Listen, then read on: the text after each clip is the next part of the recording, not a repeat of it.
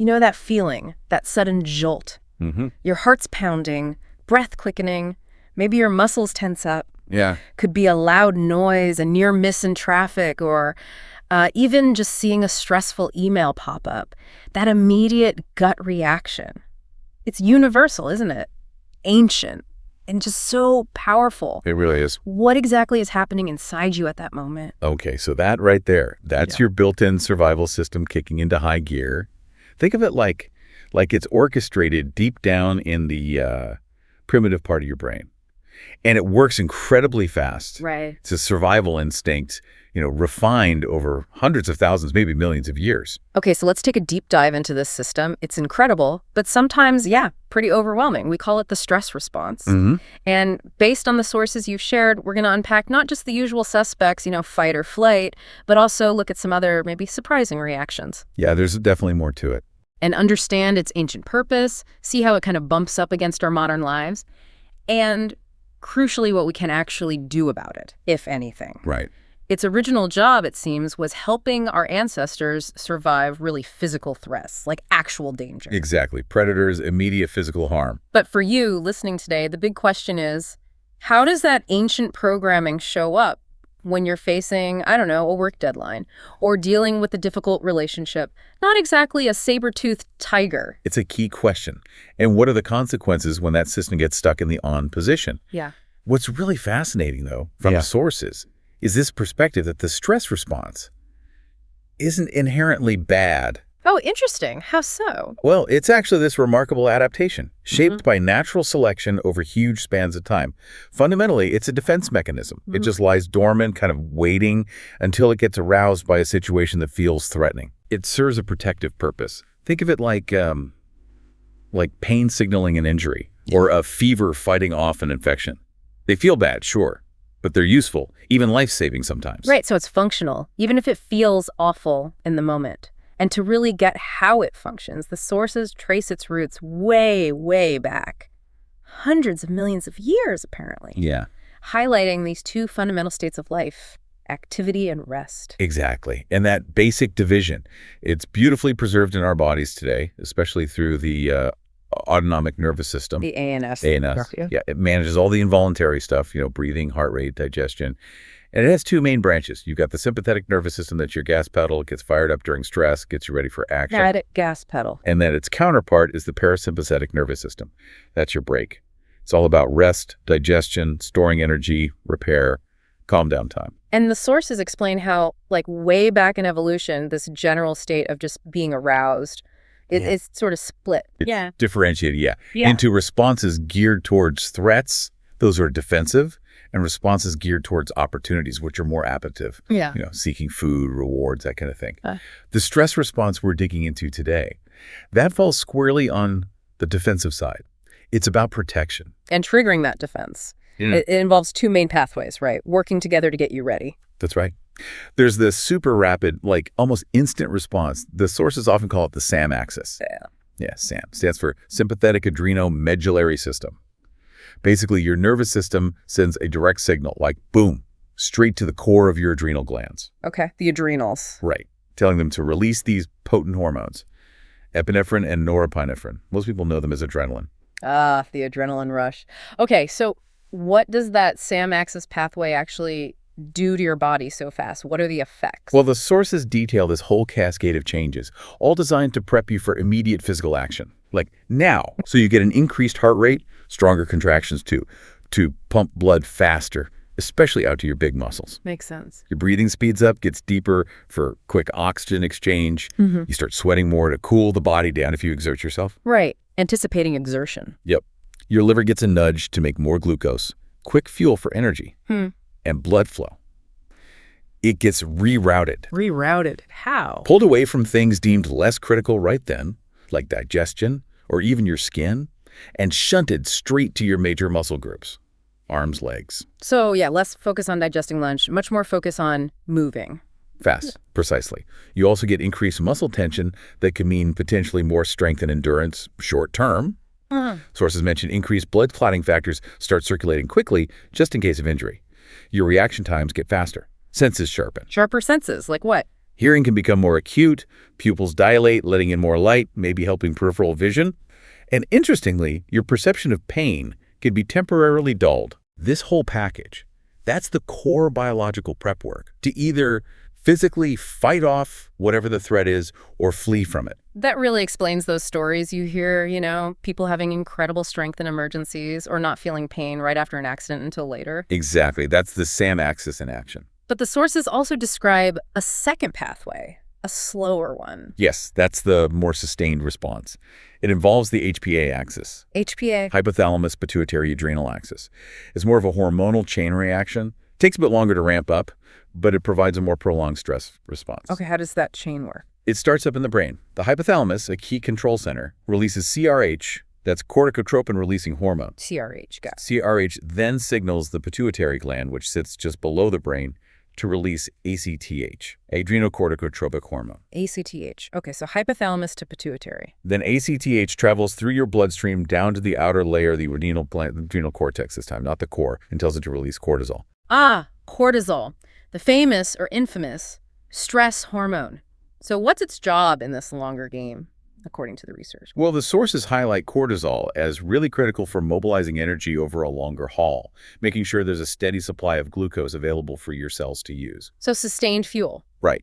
But the research also points to its more complex role, like regulating the stress response itself. Regulating it. How? Cortisol can affect the immune system, for instance, and potentially help protect against some of the more damaging aspects of that initial fast SAM response, like maybe excessive inflammation.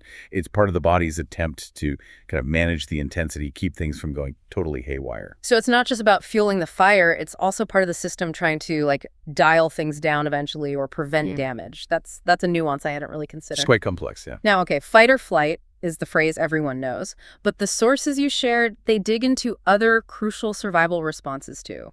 Let's talk about freeze.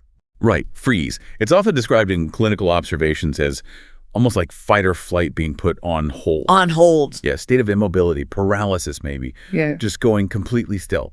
Sources suggest it's an instinctive thing that kicks in when a threat feels just too overwhelming to realistically fight or run from. Like the deer in headlights? Exactly. In the ancestral world, maybe that helped avoid being detected by a predator.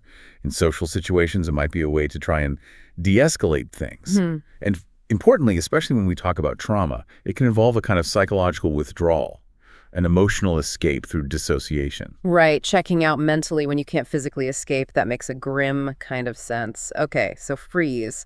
But the sources also introduce fawn. That sounds quite different. It is different. The fawn concept comes more from clinical work observations, particularly around relational or complex trauma. It describes a response where someone tries to appease the threat. They accommodate others, seek approval, prioritize the other person's needs, often at great personal cost, specifically to avoid conflict, danger, or things escalating further. So, trying to please the source of the threat. Essentially, yes. The sources note it can be an adaptation. Something developed in, say, abusive or very unpredictable environments, where keeping the aggressor happy became the primary, maybe the only perceived, survival strategy, even if it was incredibly costly emotionally. Wow. So these aren't really conscious choices we're making in the moment. They're deep, wired-in reactions, biological, psychological, all aimed at protecting ourselves from threats, whether they're physical or interpersonal. Exactly. Deeply ingrained patterns. It really hammers home the idea that stress isn't just in your head, it's a full body, full brain experience. This complex interplay between brain areas like the amygdala, the fear center. The primary fear processor. The hypothalamus, starting that hormone chain. The prefrontal cortex, trying to make sense of it all and regulate. The hippocampus, pulling in memory and context. And all of them interacting constantly with your nervous system, your endocrine system, the hormones, and even your immune system. It's a whole system response. Yeah. But the sources are also really clear. While this system is incredibly powerful, incredibly ancient, it comes with a significant price tag.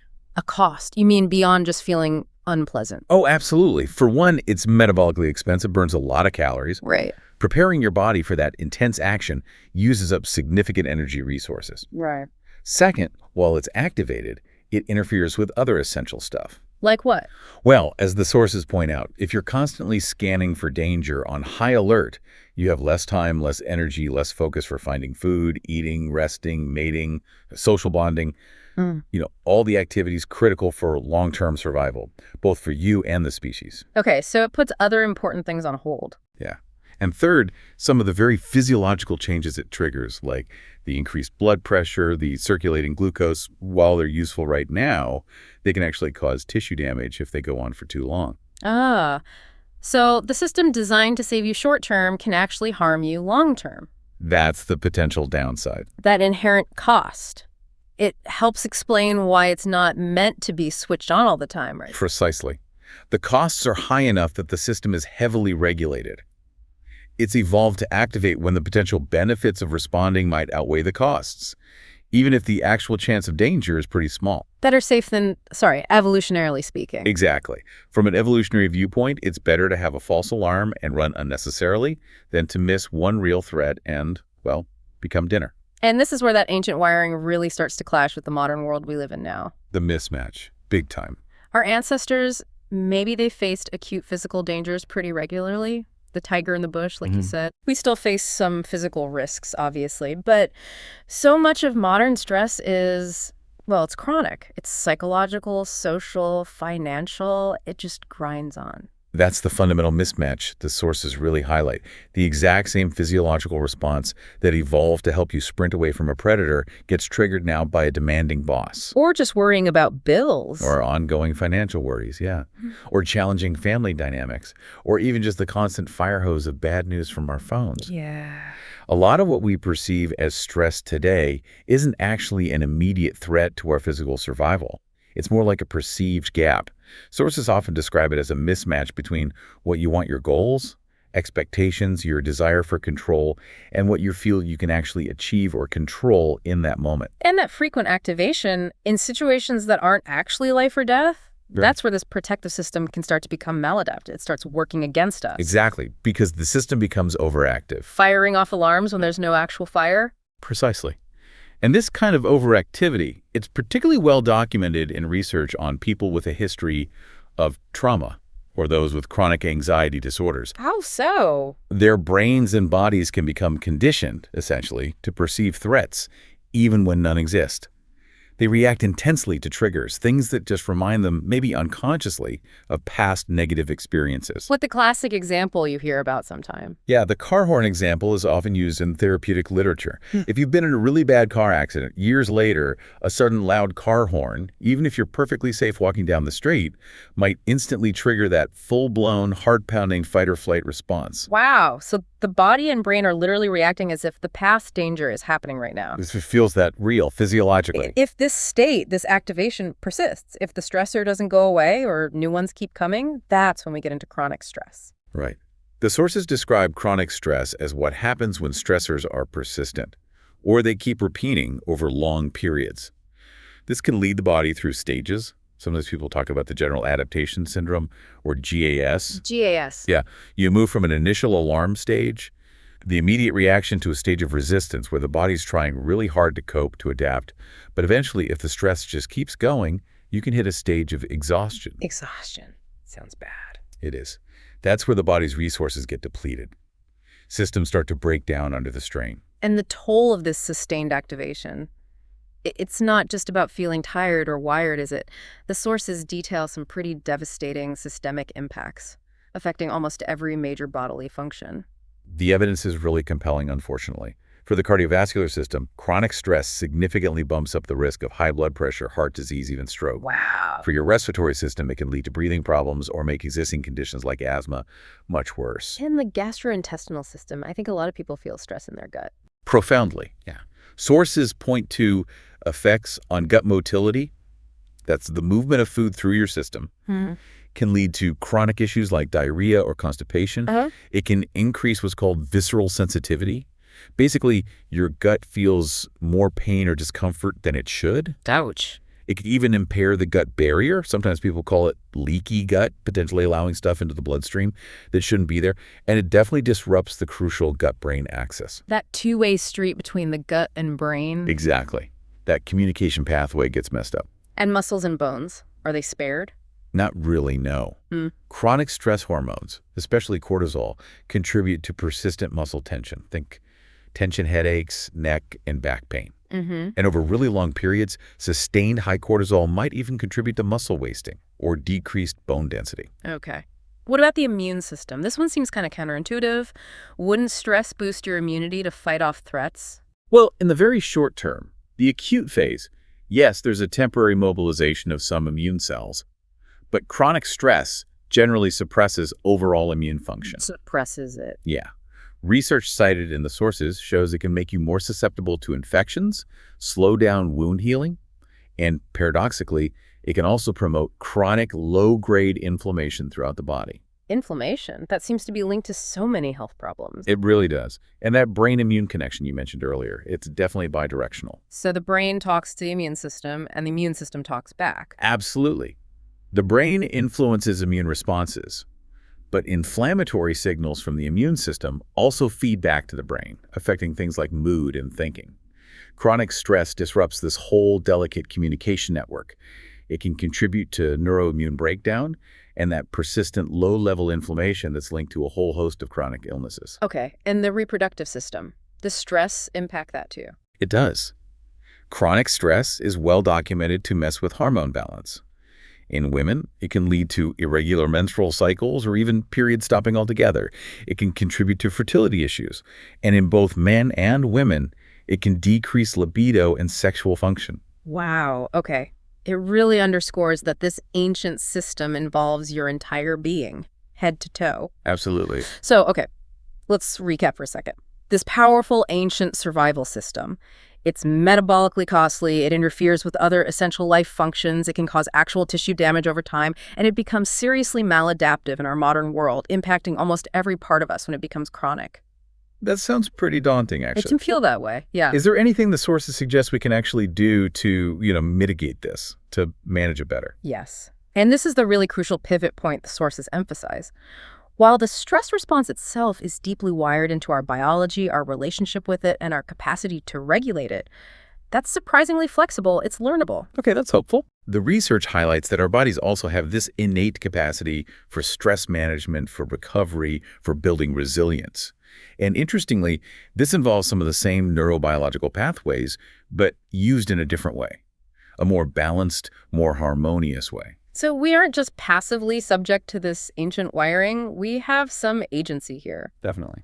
And the sources you pulled together, they outline several practical strategies for managing our response. First up, they suggest just noticing the patterns. Yes, paying attention. Becoming aware of when your stress response tends to kick in and how it physically feels in your body. Like the specific sensations. Exactly. Recognizing those early signs, maybe for you it's that jittery feeling or shallow breathing or tightness in your chest or just a sudden flood of anxious thoughts, recognizing those gives you a window, an opportunity to intervene before the response fully escalates and kind of takes over. Right, catch it early. And then something that might feel really counterintuitive when you're actually in the grip of those sensations, acceptance. Yeah, this one can be tricky. But the research and clinical insights suggest that learning to accept the physical sensations of stress as normal responses, that can actually help. Oh, yeah. Because worrying about the fact that you're feeling stressed, that often just feeds the stress response itself. It creates this vicious cycle. Stress about being stressed. Exactly. Yeah. So acceptance, just acknowledging, okay, my heart is pounding right now. This is what stress feels like in my body. That simple acknowledgement can sometimes help reduce the intensity or shorten how long the response lasts. Okay. It's important to say, though, for some people, especially those with a history of trauma, this can be a really deeply challenging practice. It might require support. Right. So instead of fighting the feeling or being afraid of it, you just sort of observe it without judgment? That's the idea. Yeah. Observe it. Allow it. Another strategy highlighted is movement and exercise. Okay, that feels a bit more intuitive, like physically doing something when your body is primed to fight or flee. And the sources definitely back this up. Regular exercise, or just engaging in movement you find pleasurable, can improve your overall physiological resilience to stress. It helps your body process those stress hormones. It can help dial down that chronic overactivity in the nervous system. Right. The key thing, the material suggests, is finding physical activities you actually enjoy, not viewing it as just another chore you have to do. Make it fun. Or at least not awful. Yeah. And mindfulness, that comes up a lot. Yes. Practicing being present right here, right now. Yeah. Focusing your attention maybe on your breath or the physical sensations in your body or just what you can see, hear, touch right now. It helps ground you. How does grounding help? It interrupts that cycle of anxious thoughts that so often amplify the stress response. The what ifs and the worries about the future. Mindfulness pulls you out of that mental chatter and back into the reality of the present moment. Okay, makes sense. And finally, a really critical, practical step the sources mention, one that's maybe easy to overlook. Yes. Ruling out underlying medical issues. Important. Super important. If you're experiencing frequent, intense, or really prolonged stress responses, especially the physical symptoms, it's essential to talk to a doctor or other healthcare professional. Why? Well, while it might be just stress, there could be other underlying medical conditions that are contributing to those symptoms or even mimicking them. Getting a proper medical checkup is a vital first step to managing these experiences effectively and safely. That's such a crucial point. It's not always just stress driving those feelings. Right. You need to take a comprehensive look at what your body is telling you and get the right professional guidance. So, okay. We've taken quite a deep dive today into this incredible ancient survival system. We've looked at how it works from its deep evolutionary roots right up through the complex biological pathways. We've seen its significant costs, especially the long-term ones, and we've understood how it can become maladaptive, how it can really go sideways in our modern world, impacting pretty much every system in the body when stress becomes chronic. And understanding this fundamental piece of our biology, just knowing how this ancient defense mechanism operates inside you, that really is the essential first step. Yeah. It's probably not about trying to eliminate stress entirely. That seems impossible, right? Yeah. And sometimes stress is still a necessary motivator or an important signal. It's more about understanding it and then figuring out how to navigate it more effectively. How to work with it, maybe. Exactly. And given this, fundamental mismatch between our ancient programming designed for fleeing tigers and the chronic, often psychological stressors of modern life, maybe the provocative thought for you, the listener, to consider is this. How can you actively, intentionally integrate moments and practices of regulation and recovery into your daily routine? Little pauses, resets. Yeah. It's not about striving to be totally stress-free. Maybe it's more about acknowledging this essential, sometimes really challenging part of being human and learning to sort of dance with it in a way that supports both your mind and your body in the long run. Finding that balance.